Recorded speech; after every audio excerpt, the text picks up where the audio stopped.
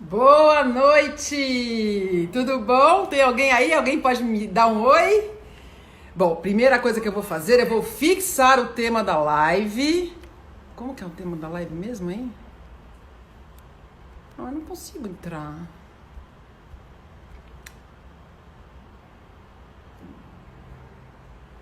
O que eu fiz aqui? Eu fiz alguma besteira aqui.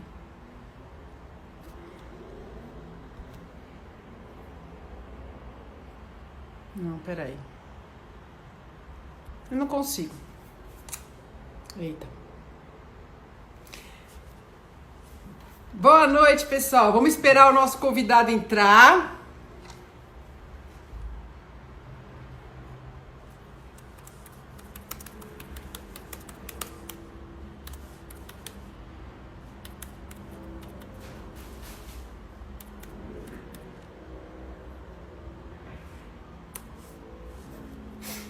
Já mandei. Ah, pronto, já entrou. Vamos lá. Agora, aqui.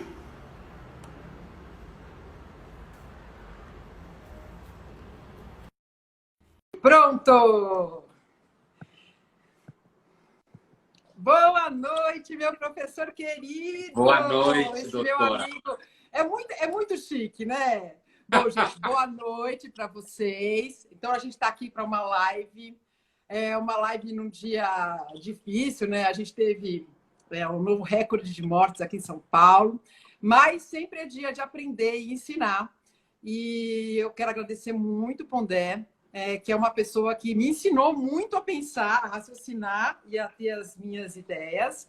É alguém que eu admiro muito e que eu acho que é uma voz muito sensata nessa loucura que a gente está vivendo hoje em dia. Eu vou contar só um pouquinho da história para vocês. Eu estava outro dia, vai fazer acho que um mês, num plantão no hospital, um hospital famoso aqui de São Paulo, e fui tomar meu cafezinho, que eu não dispenso de jeito nenhum, e aí eu vejo um livro do meu professor que eu não conhecia. E o tema desse livro, o título, tem tudo a ver com uma coisa que eu tenho pensado há muito tempo. Bom, deixa eu ver, cadê o livro? Cadê o livro?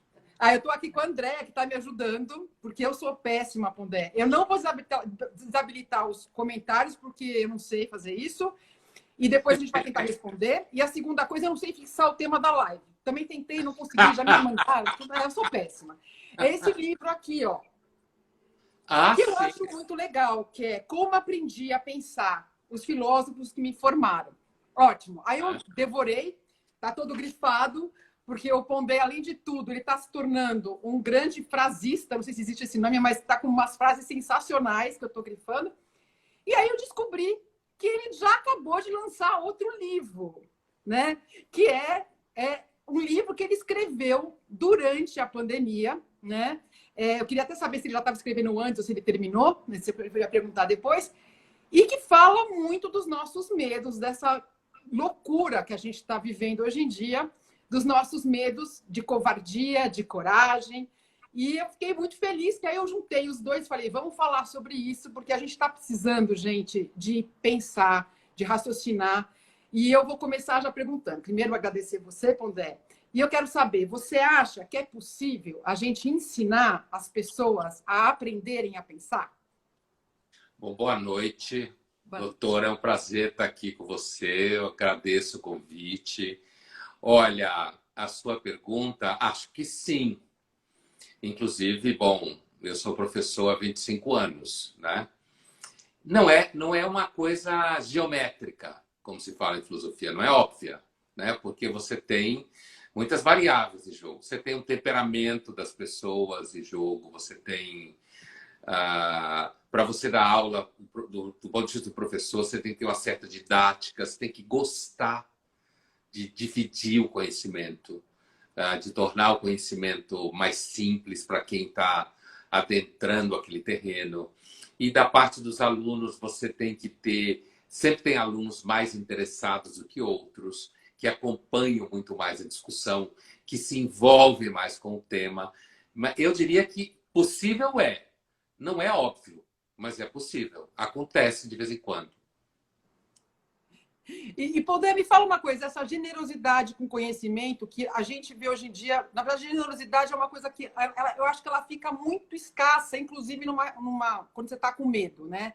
E a Uhum. gente vê, eu acompanho o Pondé há muitos anos, que ele é muito generoso com conhecimento. Eu nunca vi em nenhuma aula o professor Pondé desprezar nenhuma pergunta ou não valorizar. E eu mesma já fiquei brava quando alguém perguntou, e depois que eu vi a resposta do Pondé e o respeito dele com a pergunta, eu fiquei encantada, que eu falei, gente, não é que a gente consegue aprender com todo mundo? Como é que brota essa generosidade, Pondé? Você acha que isso é repertório? Você nasceu assim, é uma graça? Olha, eu gosto de perguntas. Tem professor que não gosta. Eu gosto. Eu gosto, até quando eu vou no mundo corporativo, eu sempre que deixam, eu peço para ter pergunta. Porque dependendo da montagem do evento, como a coisa está feita, quando tem, sei lá, 1.500 pessoas, não dá para ter pergunta. Mas quando tem um número menor e tem tempo, eu sempre peço para ter pergunta. Porque, pelo menos para mim, de fato, as perguntas me fazem pensar. Às vezes tem perguntas de eu não tinha pensado, eu não tinha tocado no tema, e me lembra uma questão que estava colateral, mas que tem a ver. Então eu gosto. Assim, eu descobri que eu gostava de dar aula. Você já conhece parte dessa história? Quando eu estava lá, acho que lá pelo segundo ano de medicina, terceiro ano, em crise com a medicina, e vai, e vou, e não vou, e vou, e volto. E aí eu tive um filho, estava casado, e aí eu fui ganhar dinheiro dando aula de inglês. Né? E aí eu descobri que eu gostava de dar aula, dando aula de inglês, que eu tinha paciência, que eu gostava da relação na sala de aula, que eu me divertia. Você vê como eu me divirto. Você já fez vários cursos comigo da Casa do Saber. E aí eu descobri que eu gostava de dividir o que eu sabia. Eu acho que isso, você pergunta, tem a ver com repertório? Acho que tem. Mas talvez tenha um pouco de temperamento mesmo, de você gostar dessa atividade em que você fala uma coisa, a pessoa não entende, ela pergunta, você fala de novo, fala de outro jeito. Acho que tem. Repertório ajuda, claro, né? Mas eu acho que dar aula, muitas vezes, depende muito da pessoa gostar. Inclusive, eu tenho a impressão que, às vezes, principalmente na universidade, às vezes você não tem aulas tão boas, porque tem muita gente que acaba dando aula e não gosta. Dá aula por uma série de razões, porque dependendo da disciplina e da faculdade é chique, acompanha a carreira, significa que você é professor, certo? Então, como se fala em inglês, eu acho que às vezes depende muito de você gostar mesmo. Eu Ah, gosto. E eu descobri dando aula de inglês quando eu estava na faculdade de medicina. ai, que ótimo. Porque a filosofia entrou mais tarde na sua vida, né? Pondé, assim, na verdade, você foi lendo e aí entrou na faculdade. Conta um pouquinho para a gente, porque também eu vejo que o seu gosto são alguns autores que são pouco conhecidos até hoje no Brasil. Né? E você traz isso com muita naturalidade. Não tem uma aula do Pondé que você não saia com uns 3 ou 4 livros para ler, né? Fica maluco. Ou para filmes também, né? Que você adora. E é sempre Aham. muito ilustrativo. E você consegue transformar temas muito complexos e desconhecidos de uma maneira simples e muito encadeada. Acho que tem uma lógica no seu pensamento, uma coerência. Né? Uhum. Como que é isso? Me conta como é que surgiram esses autores para você. É assim, se eu seguir uma ordem cronológica, primeiro veio a literatura, né? Ai, O nosso primeiro, querido. o primeiro veio, por exemplo, Dostoiévski, né? Lendo Dostoiévski. Isso, quando eu digo primeiro, eu falo isso ainda no que então a gente chamava colegial, né? Que agora acho que chama segundo grau, se não me engano, ou ensino médio. Cada Ensino hora médio. ensino médio, então, em que agora chama ensino médio. Depois eu li Sartre, né? Eu li os romances do Sartre, não a filosofia dele, os romances dele, Idade da Maravilhoso. Razão, Sursis, Com a Morte na Alma. Aí veio o Camus, O Estrangeiro. Então, começou pela literatura. E isso me acompanhou na entrada da Faculdade de Medicina. Quando eu estava na faculdade de medicina, ainda no segundo ano, eu comecei a estudar Freud. Freud foi o primeiro autor que eu estudei de forma sistemática, porque eu comecei a fazer formação em psicanálise. Eu estudei psicanálise cerca de 12 anos, né? Me acompanhou durante muito tempo. E tanto que o Freud até hoje está impregnado no meu pensamento. Foi o Freud que me levou para a filosofia. Foi estudando Freud, percebendo uma série de questões. Eu percebia nas aulas de... Eu já percebi isso nas aulas de psicologia médica, de psiquiatria, mesmo nas aulas de clínica médica, né? Eu percebia e ouvi de professores que eu tinha cabeça de filósofo. Mas nas aulas de psicanálise, eu comecei a perceber que tinha questões em textos do Freud durante a aula que me levava a querer entender melhor determinados conceitos. Foi isso que me levou para a filosofia. Foi exatamente o estudo do Freud. Aí, bom, aí foi paixão absoluta. Aí eu vi que eu estava no lugar certo. Porque assim, né? Eu amo Dostoiévski, eu amo Freud, né? Assim, eu adoro uma tragédiazinha, sempre gostei. Eu gosto desse fundo, esse pano de fundo, assim. Acho que a única coisa que me salva, talvez, é a minha fé, né? Que eu não sei de onde vem também. O famoso Jesus. Jesusinho, lógico. Jesusinho, como você fala. Até, Pondé, eu tenho, desde menina, eu tenho um Jesus Cristo que eu carrego para onde eu vou. Ele está no meu quarto. Então, assim, é uma imagem? É uma imagem, aquele coração do Sagrado de Jejum. É horroroso, ele está todo torto, tudo mais. Tem gente que fala, Roberta, mas você é solteira, você vier almoço aqui, vê essa coisa, o que é isso? Não tiro meu Jesus, eu não tiro de baixo da minha cama. Não tiro. Isso é muito engraçado. Mas assim, quando que você notou, Pondé? Porque você tem um pensamento muito único, eu acho que você vai muito além dos seus autores. E é uma coisa que eu fico muito feliz quando eu ouço um pensador brasileiro, porque eu acho que o Brasil não é uma terra fértil para quem pensa com tanta profundidade como você. Quando que você notou essa originalidade do pensamento? Por exemplo, agora eu estou resublinhando as suas frases e eu falo, gente, vai além de tudo que te formou. Quando você notou isso? Olha, eu tive uma variável que foi o seguinte. O meu pai, que era médico, né? A família inteira de minha avó, irmã, tio, filho, né? É um verdadeiro bando de médicos por todos os lados. O meu pai era um médico, o meu avô também, aqueles médicos de formação humanista, certo? Então, o meu pai ele sempre falava assim, quando duas pessoas civilizadas se encontram, uma pergunta para a outra, que livro você está lendo? Ele falava isso continuamente. Ele lia o tempo todo. Então, em casa, eu fui muito estimulado a ler. Tanto eu quanto minhas irmãs. E, então, a gente sempre leu muito. Sempre foi um ambiente onde ler era parte do que você esperava que as pessoas fizessem. E isso acabava estimulando o que a gente pode chamar, grosso modo, de papo-cabeça. Né? Então, assim, um certo hábito de papo-cabeça nas refeições, na hora de ver televisão, sempre rolava com papo-cabeça. Bom, isso é uma coisa que me estimulou a, de repente, fazer frases a partir do que eu pensava. Porque quando alguém lhe estimula e você percebe que você pode organizar ideias, percebendo que o outro está prestando atenção no que você está fazendo, isso estimula você desde pequeno. Para mim, era óbvio que pessoas em casa discutem questões que depois eu fui saber que era filosófica, teológica, política, né? Fui esclarecendo. Então, eu diria, doutora, que antes veio uma experiência concreta e depois apareceram os conceitos. Experiência concreta é do tipo, vou dar um exemplo. Então, você está estudando lá a formação do aparelho psíquico, certo?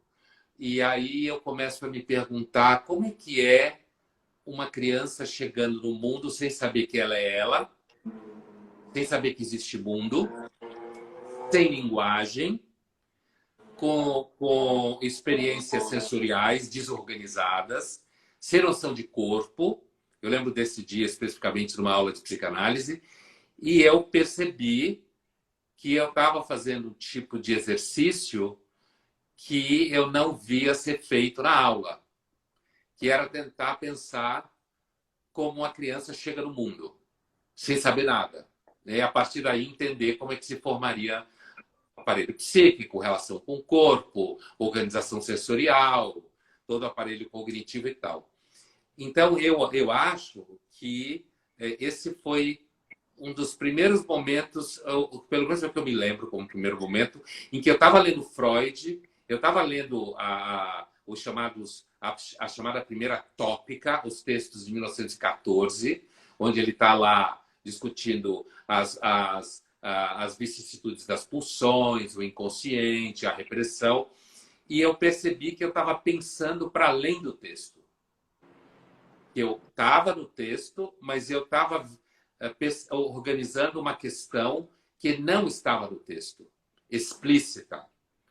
Então, foi desde a época da minha formação em psicanálise, estudando Freud e depois estudando Lacan também, que eu percebi que eu gostava da atividade conceitual, de criar conceitos. E acho que tem também uma questão de repente, para mim isso é fácil. De um tempo para cá, você vem escrevendo bastante, né, Pondé? Assim, conta um pouquinho para a gente. Primeiro, como você acha, assim, tem algumas crianças assistindo, por sinal, quem está aqui é a Bianca, que é lá de São José, a nossa marquesa, ela está perguntando como é que o Nelson entra na sua vida. A Marquesa de São José? Ela está aqui. Ela está entre nós, Então, assim, porque esse também é um autor que a gente comunga de gostar muito, né? Ele é um grande filósofo brasileiro, acho que ele é até desvalorizado por tudo que ele é, né? Uhum. E eu queria fazer duas perguntas para você. Essa do Nelson, e como você acha que a gente, num mundo como hoje, né, depois de ler o seu livro sobre ansiedade, pode ainda conseguir promover o pensamento crítico nas pessoas? Sem que isso seja agressivo para elas, entendeu? Como faz? Olha, a resposta do Nelson é mais simples. Eu vou começar por ela. Eu já tinha visto peças do Nelson Rodrigues, certo? Eu já tinha sido posto a ler Nelson Rodrigues na escola. Isso eu digo na escola como no ensino médio, né? Eu tive uma escola muito boa, né? Meu pai saiu da aeronáutica, ele era capitão médico e teve lá meio comunista, não sei o que, saiu. E aí ele foi trabalhar na Bahia, a gente foi, é claro, todo mundo. Então eu estudei num colégio jesuíta da Bahia excelente.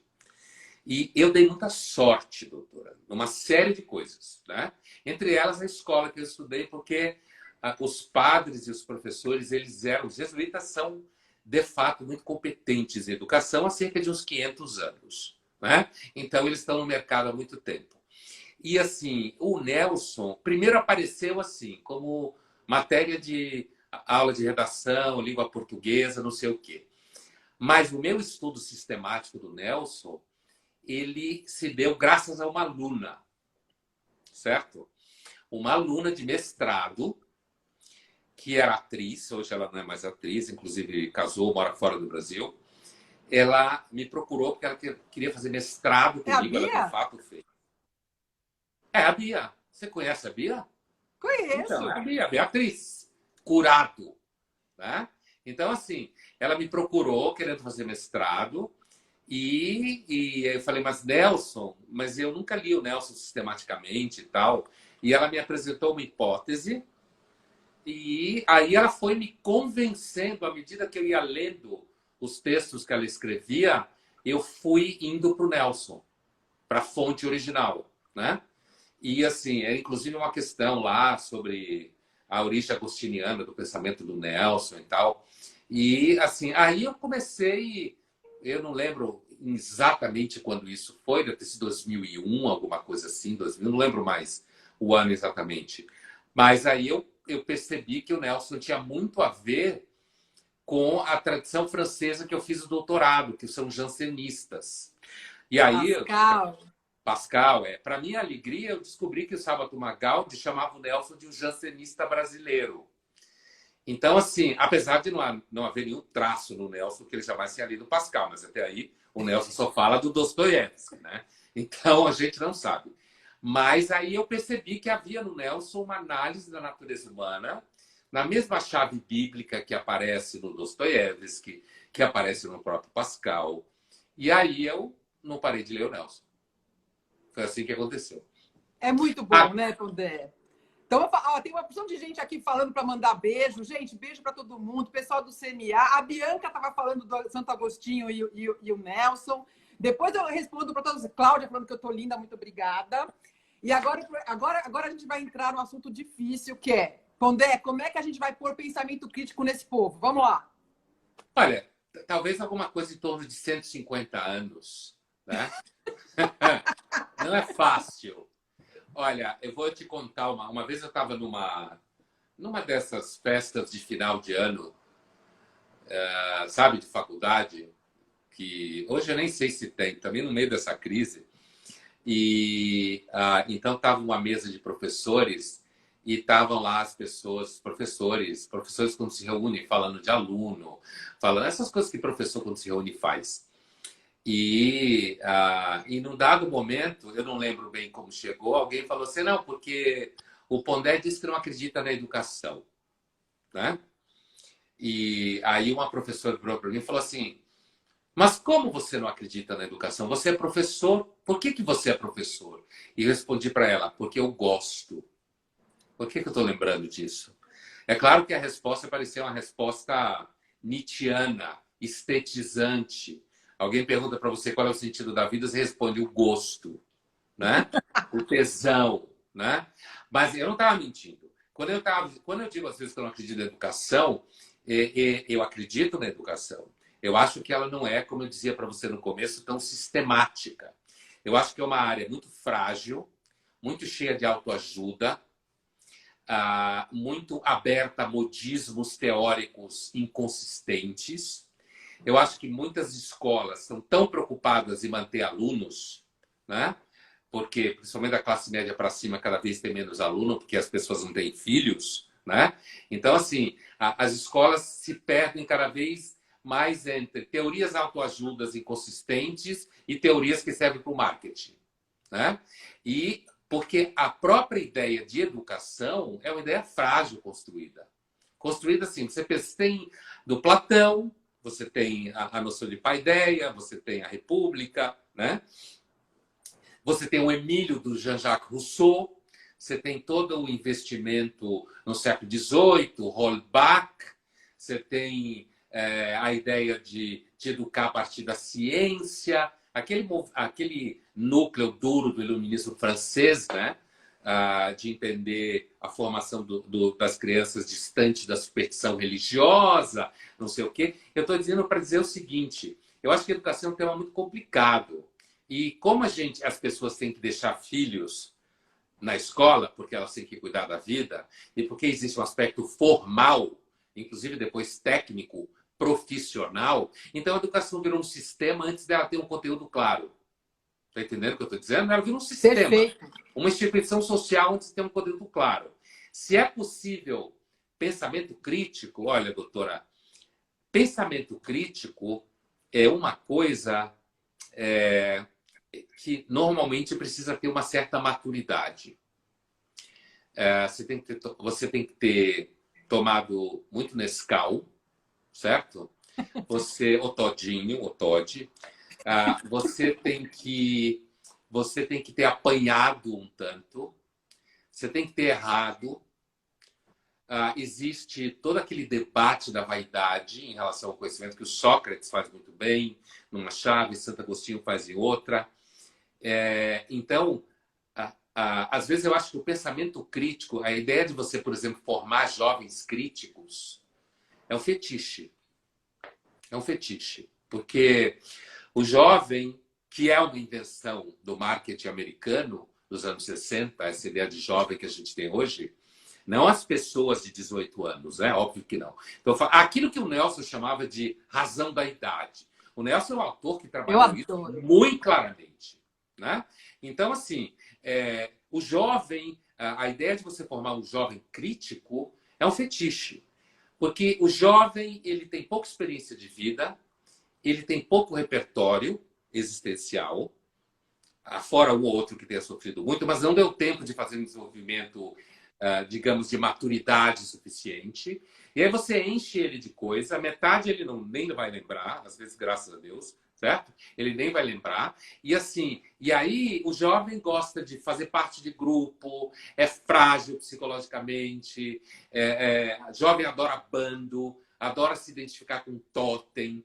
E aí, no final das contas, o que se chama jovem crítico acaba sendo alguém que tem ainda pouco repertório, mas que inclusive, ele é demandado ter uma opinião sobre o mundo quando ele mal sabe alguma coisa sobre ele mesmo.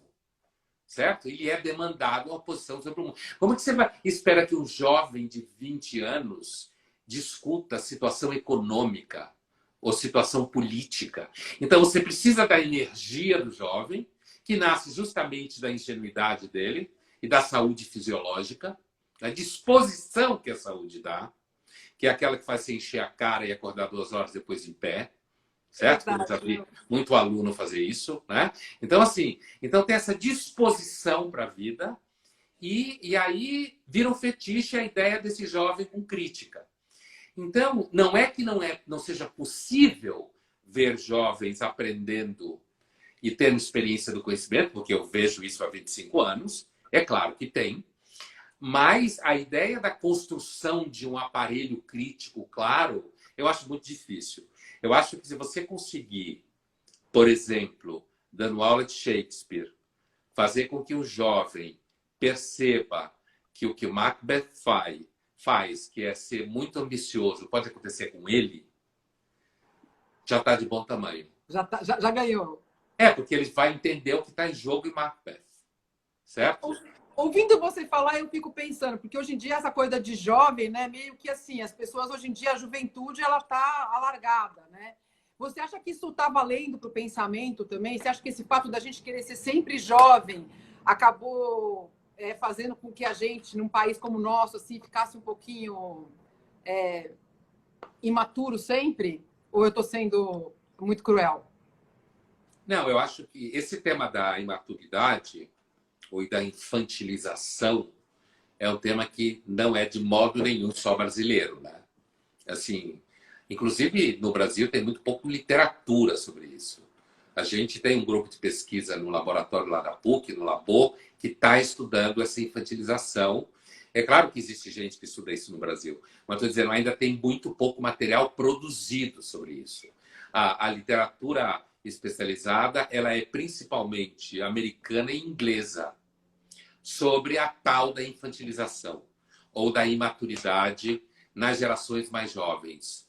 Textos que começam a ser produzidos em 2005, 2006, 2004, né? Então, isso é um fenômeno aparentemente associado a uma certa afluência material, né? Abundância, melhoria de condição de vida. Eu não estou falando de uma situação que todo mundo tem bolsa Louis Vuitton. Eu estou falando uma afluência social, que no Brasil tem também, apesar do Brasil ter muita desigualdade social. Você tem uma parte do Brasil, que é a Bélgica brasileira, cercada pela Índia, né, como se fala. Essa Bélgica brasileira também experimenta isso. Então, assim, eu acho que tem esse fator que é descrito em literatura especializada, quer dizer, poucos jovens, cada vez menos, que são os pais projetam muita expectativa em cima deles. Qualquer traço que eles fazem numa folha em branco é um Picasso, certo? E eles são muitas vezes sozinhos em casa, ou no máximo tem 2, quando tem muito. E assim, eles acabam indo para a faculdade, como diz o Furedi, num livro de 2018, o sociólogo Furedi, que eu leio muito. Adoro. Né? What Happened to the University, que ele fala nesse livro que os alunos chegam na universidade, na Inglaterra, onde ele vive, com um repertório psíquico, mental, emocional de aluno de high school, certo? De ensino médio, como a gente fala aqui. Então, tem, de fato, um certo achatamento. Só que o primeiro livro que eu conheço, e seguramente é um dos primeiros, que é um clássico, que eu dei um curso na Casa do Saber inteiro sobre ele anos atrás, chamado Cultura do Narcisismo, né? Que é um livro do historiador americano Christopher Lasch. Esse livro foi publicado em 79. Olha, doutora, 79 vão 50 anos, grosso modo, né? Então, assim, é muito tempo, né? De 40 anos, é muito tempo atrás. Então, assim, você pega um livro desse de 40 anos atrás, mais ou menos, e assim, ele já fala ali de um sintoma dos adultos não assumirem a idade adulta. Em 79, nos Estados Unidos, tá? Então, quando isso vai ser descrito em 2006, em 2009, em 2004, quer dizer, você já tem uma verdadeira tradição de uma literatura especializada de psicologia, história e sociologia descrevendo um processo de infantilização. Também a gente pode identificar nisso uma causa, é claramente o avanço capitalista, fazendo uma leitura agora marxista do processo, o avanço capitalista, ele gera uma infantilização das pessoas, inclusive por uma ansiedade de que envelhecer é perder validade. Então, se cada vez tem uma geração de iPhone nova, cada pessoa tem que ser uma geração nova.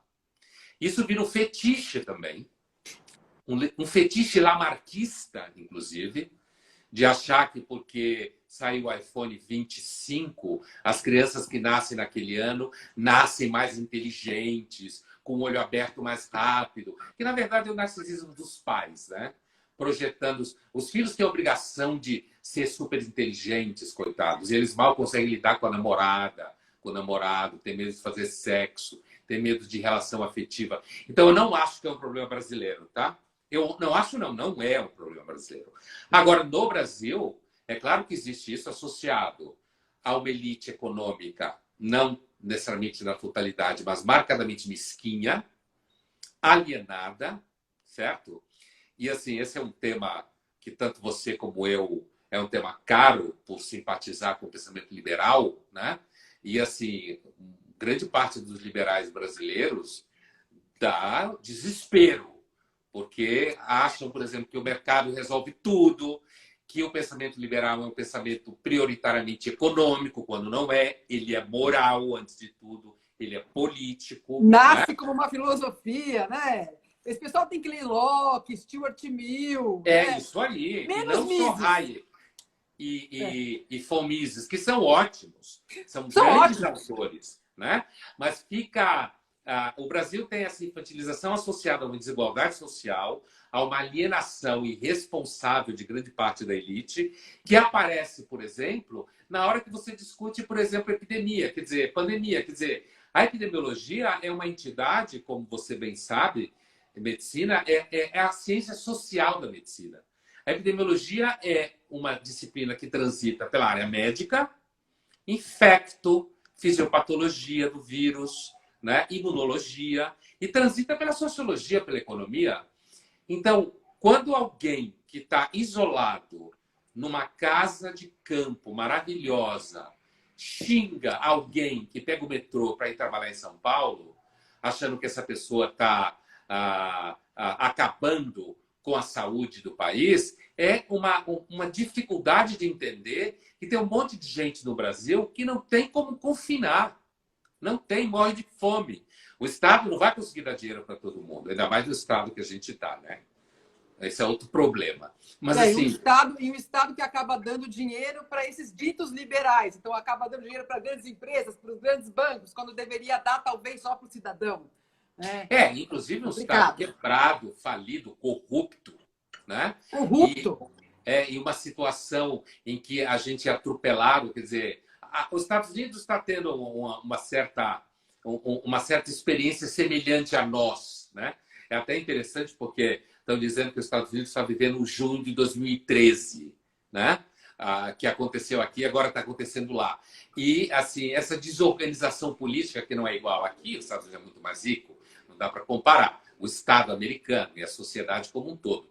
Mas os Estados Unidos também está sendo atravessado por uma crise política, né? A nossa é bem pior, bem pior.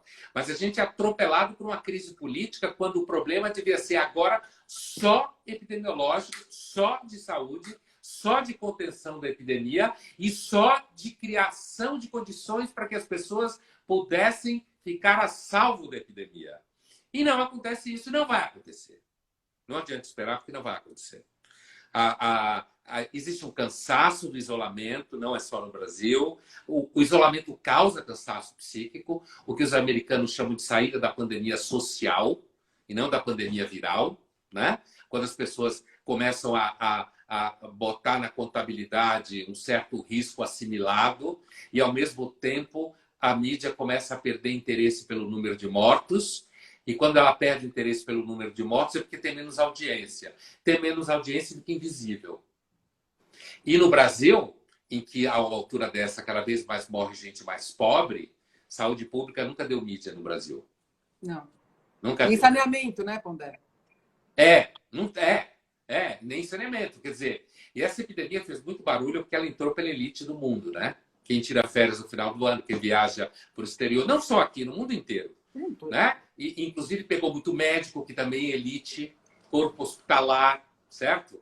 Então, é uma epidemia que ela não começou ali onde normalmente as pessoas assumem que quadros como esse começam. Não, começou no free shop, começou em sala VIP da business class, certo?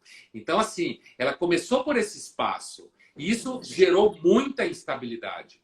Gerou muito medo, pânico. Então, tem uma coisa que, assim, a essa altura do campeonato, quer dizer, falando inclusive de Brasil ou mesmo dos Estados Unidos, o confinamento, a tendência dele é diminuir cada vez mais. Porque, inclusive, tem um problema, né, doutora? Quando o empresário quebra, um pequeno empresário, né, que é o coração da sociedade liberal, o pequeno empresário, quando ele quebra, ele demite e para de pagar imposto.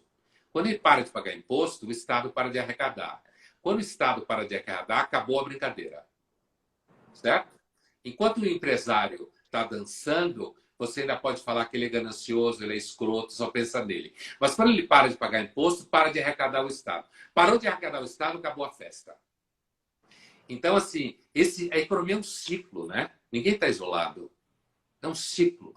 Então, aí acabou. Então, assim, eu acho que é inevitável um processo de retorno.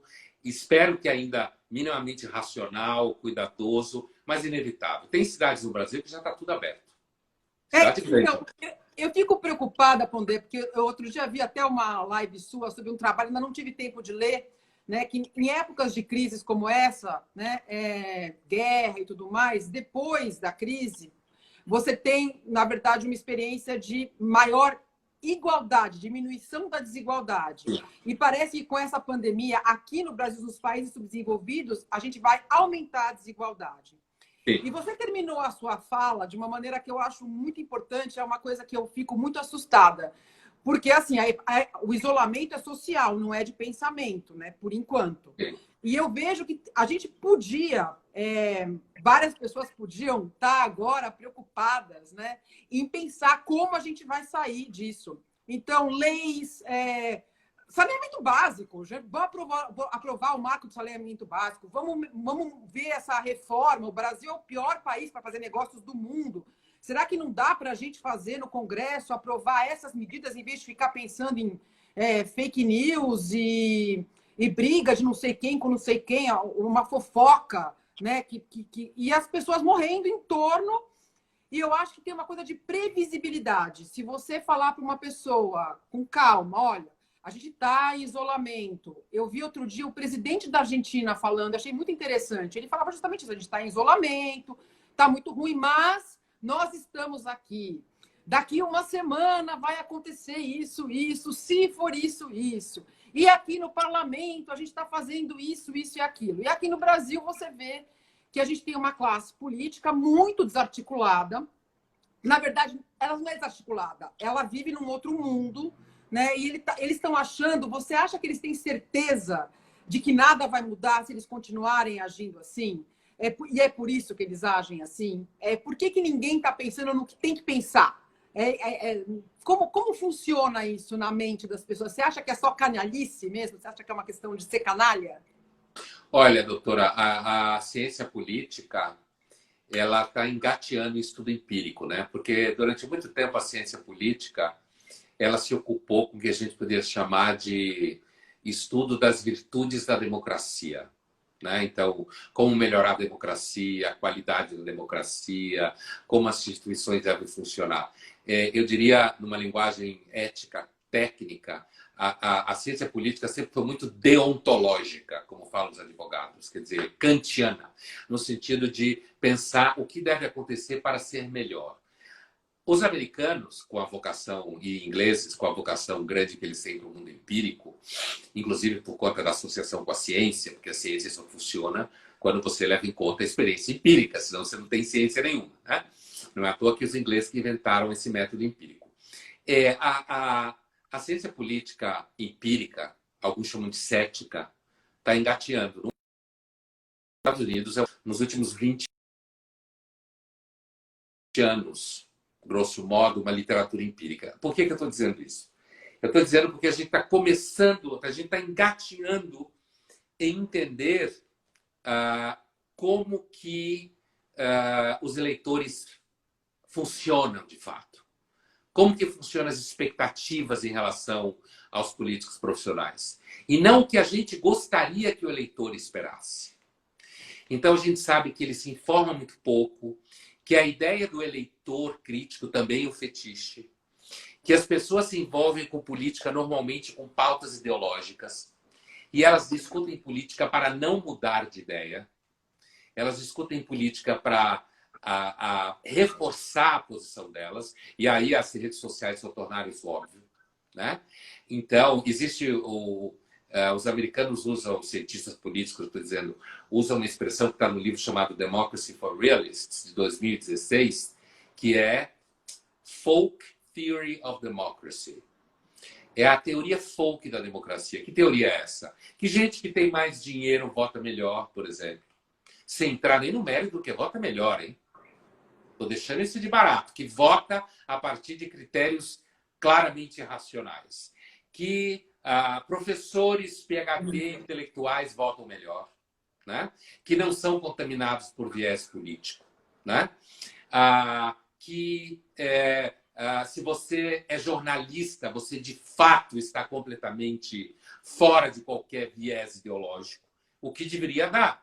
É claro que muitos jornalistas tentam ficar, mas são pessoas que saem de faculdade, que têm visão de mundo, e muitos professores, inclusive, a gente sabe que não é a conspiração que Bolsonaro e companhia fala. A esquerda na universidade é uma sociabilidade. Ela é uma sociabilidade. É a forma como as pessoas são convidadas para jantar, convidadas para fazer parte de grupo de pesquisa. Não tem uma conspiração com pessoas armadas querendo matar todo mundo, não sei o quê. Isso é delírio de gente maluca, né? Mas, assim, eu fiz esse recuo pelo seguinte. Você pega o caso da Argentina, por exemplo. A Argentina é um país que tem um cinema maravilhoso, tem um desenvolvimento cultural importante, foi muito rica. Muito. Até anos 50, 60, grosso modo. Depois entrou numa decadência avassaladora. É um país que tem uma corrupção gigantesca, como todo mundo sabe, como o Brasil, México. O Chile tem menos, mas é uma coisa bem endêmica na América Latina, né? A corrupção. Mas a Argentina, você vê, dentro desse cenário, as pessoas discutem muito política, mas a política partidária argentina é péssima. Péssima. Peronismo de direita, peronismo de esquerda, peronismo de centro. A economia nunca deixa de patinar. Eu estou dando esse exemplo pelo seguinte. Parece não ser claro o raciocínio político. Não dá para tirar conclusões fáceis. Nesse cenário, a Argentina faz um lockdown mais radical, até onde a gente sabe, certo? Um lockdown mais radical. A Argentina tem populações periféricas, pobres, que inclusive a mídia repercutiu algumas fechadas com grade, com polícia, para as pessoas não saírem de lá, porque tinha Covid com mais presença, certo? Então, ao mesmo tempo, você tem um presidente que, pelo menos, aparenta ser um sujeito mais responsável, que sabe se comunicar. A vice dele é terrível, mas que sabe se comunicar, certo? Tem histórico, né? Que sabe se comunicar. Então, a Argentina, ao mesmo tempo, tem um histórico cultural melhor, mais debate político, mas a política partidária é péssima, a corrupção é como a nossa. Então, você tem um cenário que fica difícil de tirar uma conclusão. Agora, quando você pega o presidente argentino, o modo de comunicação, e aqui no Brasil agora, sem dúvida nenhuma aqui, a gente parece... Quer dizer, a política brasileira virou, sei lá, parece briga de reunião de condomínio. Um xinga o outro, um fala que um é bêbado, o outro fala que o outro é ladrão, o outro fala que a outra é vagabunda, que a outra não sei o quê. Briga de condomínio, né? Um xingando, todo mundo se xingando, e, na verdade, o problema que eles têm que resolver lá, por exemplo, que é um vazamento enorme que está atravessando o prédio inteiro, ninguém presta atenção direito.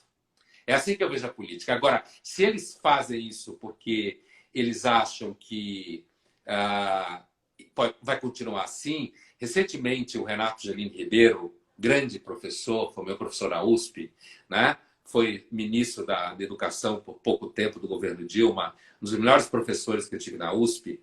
Ele escreveu um artigo, não, deu uma entrevista, não escreveu um artigo, para o Jornal dos Alunos da FAAP, LabJOR, muito bom, em que ele falava que o Estado brasileiro não é que ele é assim, ele foi feito para ser assim. A máquina dele é feita para servir uma elite, para corromper a relação com a sociedade, para ter uma relação de tráfico de influência continuamente, uma elite econômica que entra no jogo há séculos, certo? Então, que o Estado brasileiro ele teria que ser reformado de um jeito muito radical para deixar de ser corrupto. Então, o Estado é corrupto. Não é que os políticos não são, e nem todos são, é claro. Mas, assim, a máquina do Estado torce você de tal forma que, para você conseguir fazer alguma coisa, você acaba se perdendo no processo e tendo que fazer acordo.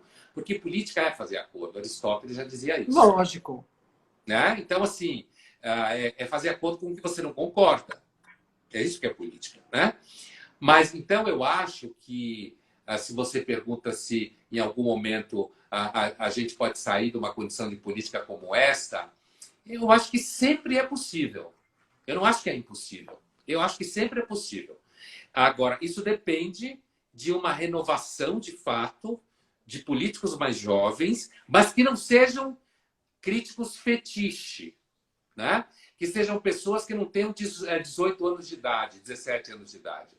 E quando eu digo mais jovem, com mais saúde, mais energia, mais horizonte, porque uma das coisas que acaba com a pessoa é quando ela acha que ela não tem mais horizonte, né? Sabe, a vida está ali estabelecida, você já está com diabetes, hipertensão, você já tem um monte de compromissos no lugar onde você vive, um monte de gente que depende de você para ter emprego, um status material constante. Pensa uma coisa, o político entra e ele tem que manter ele no lugar, ele tem que manter a carreira dele. Porque se ele sair dali, de repente ele sai com a mão na frente e outra atrás. Então, muitos vão roubar e muitos vão garantir que vão continuar no lugar. Para continuar no lugar, ele tem que fazer jogo. É muito difícil. É muito difícil desmantelar essa máquina toda. E a experiência do PT foi uma tragédia, né? Que era um partido que aparentemente iria fazer alguma coisa para mudar. Foi uma tragédia, né? Era uma esperança, né? Ele era chegou como uma coisa nova, de ruptura, e simplesmente entrou no jogo e ficou ali. Vamos falar um pouquinho do seu livro, Pondé, que eu acho que tem muito a ver com esse que você falou agora, da esperança. Como é que essa ansiedade de uma pandemia nos sequestrou para um mundo sem esperança?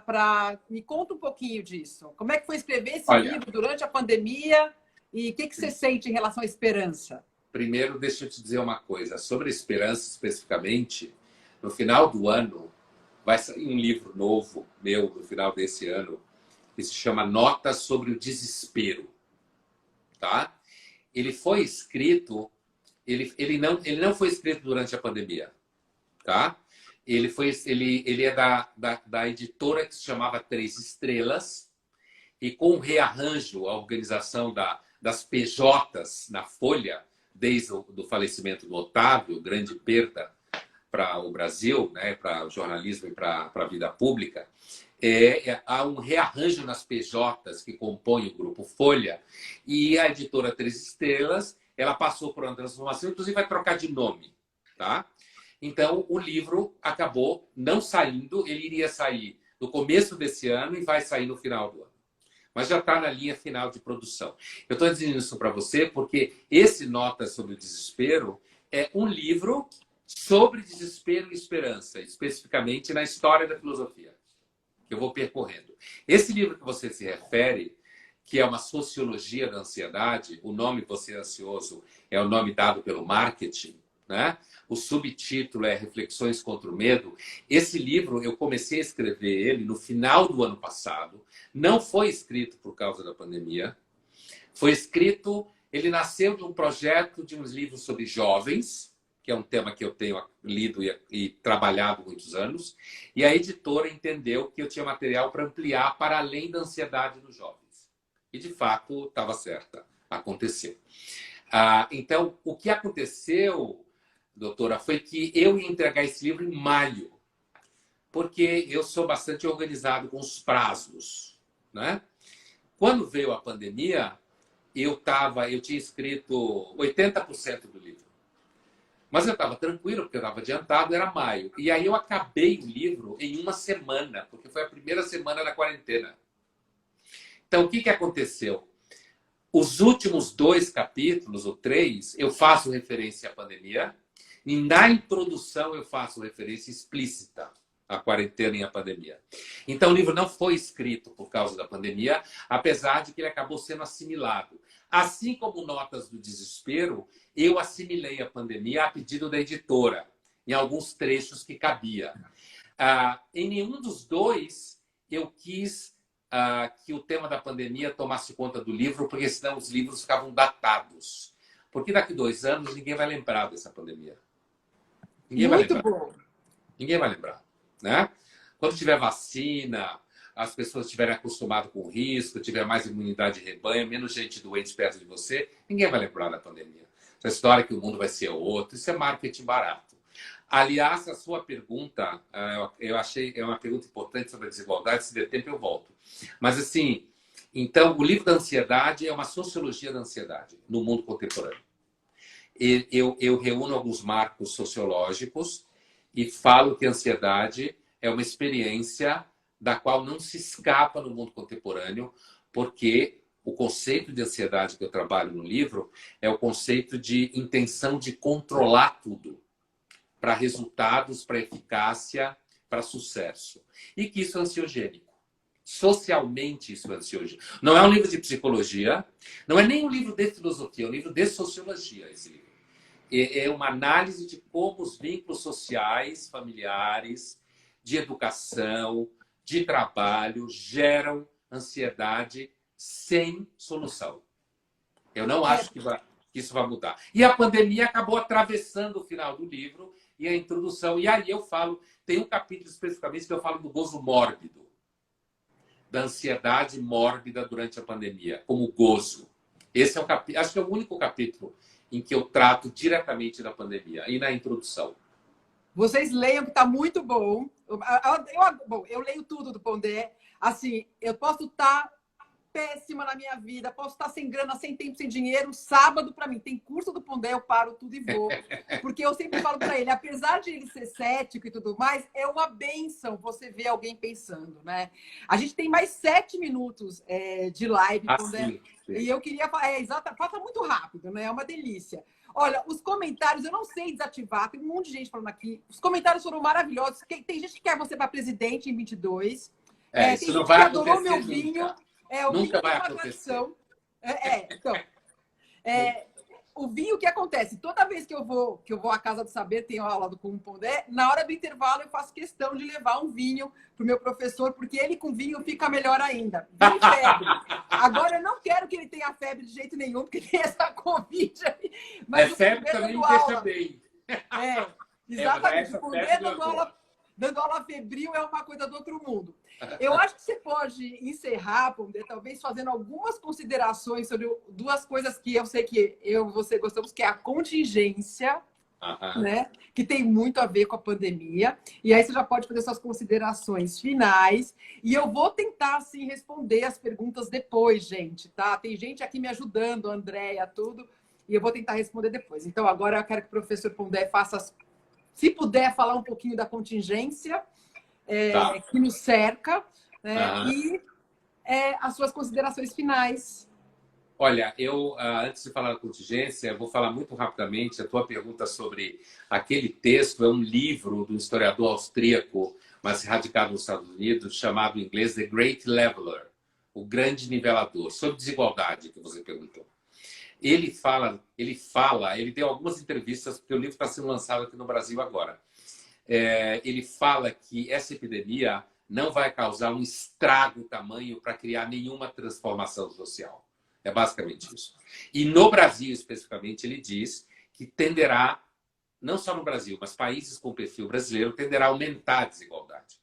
Porque as pessoas vão ficar sem emprego, vão quebrar, e os ricos que conseguem agregar ainda mais valor no trabalho remoto vão ficar mais ricos. E em outras grandes epidemias, grandes tragédias, você teve transformação social, porque isso já é uma tragédia. Quanto mais violenta a epidemia, mais transformação ela causa. Ele também estudou revoluções, né?